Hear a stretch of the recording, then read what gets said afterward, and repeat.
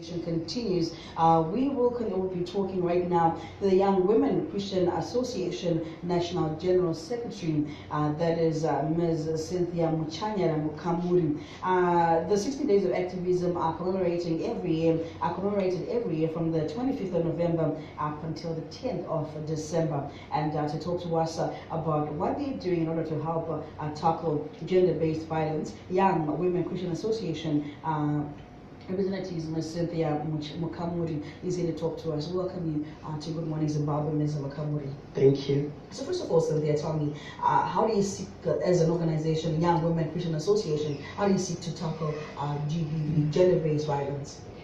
Gender-based violence starts from the home, through the church, the community, at workplaces. So we need to engage and get into conversations with everyone so that we get to finish or end gender-based violence. We also need to involve men, because the women we work with go back home to the men. So it is through the socialization that happens at home, when we feel that those people from home, as they go out in the community, they then perpetrate gender-based violence on women, children and youth, especially the most vulnerable. So we need really to get down to business, get government on board, and ensure that laws are implemented and enforced, and even giving stiffer penalties to the perpetrators. We also need people to break the silence, to report cases whenever this happens. This way we can end gender-based violence. From our side, as a Christian-based organization, our work is premised on the Word of God.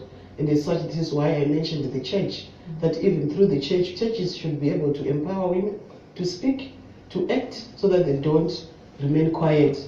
Even the family members, sometimes they feel that way we have to stop. Okay, so what are some of the reasons that you have found to be the reason why people made this so much gender-based violence in households? I think our economic downturn as Zimbabweans, when there's no money in the home, GDP occurs.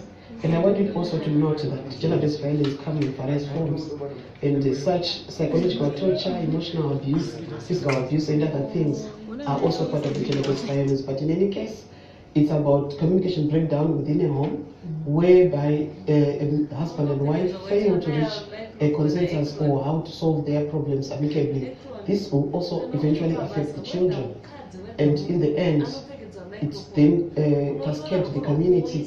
And where children grow up in such an environment, they themselves become also violent as they grow up. So that's one of the effects of gender-based violence. Yes, including divorce, leaving children being orphans, and some could die, and even suicide. Some could commit suicide. We have several cases where we have had women being beaten to death, and the children sometimes will be watching.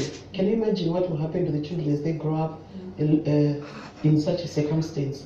So this is not what we call for. This gender-based violence will then cascade even to the wider community. Even the other fora where we find that violence is perpetrated to everybody. So when we talk about gender-based violence, it's not only about women and girls, we also talk about even any family setup, men and boys as well. So we need to teach our boys to respect women, to love them, give them space, listen to them, because they are also equal human beings who should be put at the center of development. And what are we teaching our women, our girls? Our girls sometimes through socialization and in our culture, which is a patriarchy, girls are usually taught to behave, and their place is usually referred to as a place in the kitchen. Yet that's not the thing. Women can also do what men can do, especially if they are given enough support to reach their full potential. So we feel that women should be encouraged to take up those positions of leadership, those positions of decision making. They should also excel in school. We should also level the ground, even for the boy child and girl child. Instead of having our boy child, girl child prepare food and wash clothes for the boy child, in a family setup, everyone has to do something. They have to respect that work can be done by everyone. And tell me more about this campaign that you're holding. We are going to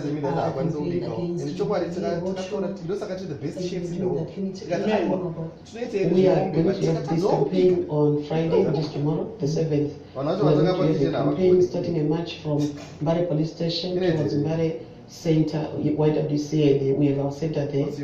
It is really after the realization that 1 in 3 women are abused in one way or the other. This is not only unique for Zimbabwe, but it's also globally. And as such, we are calling everyone to come and denounce violence. We are campaigning for zero tolerance to GBV. We are also campaigning in breaking the silence and having women to speak and report.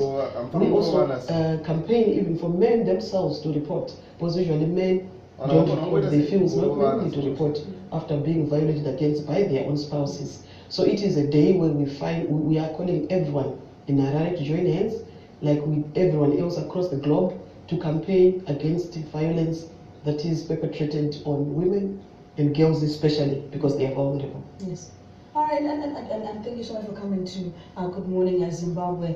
Miss Cynthia Muchanya, the National General Secretary of the Young Women Christian Association, talking to us today about gender-based violence, and they're also conducting a gender-based violence awareness campaign against the grain of the 16 days of activism, which began on the 25th of November and will be coming to an end on the 10th of December. But also, this campaign continues 365 days a year, all day, all night. And now we'll take a break, we will return.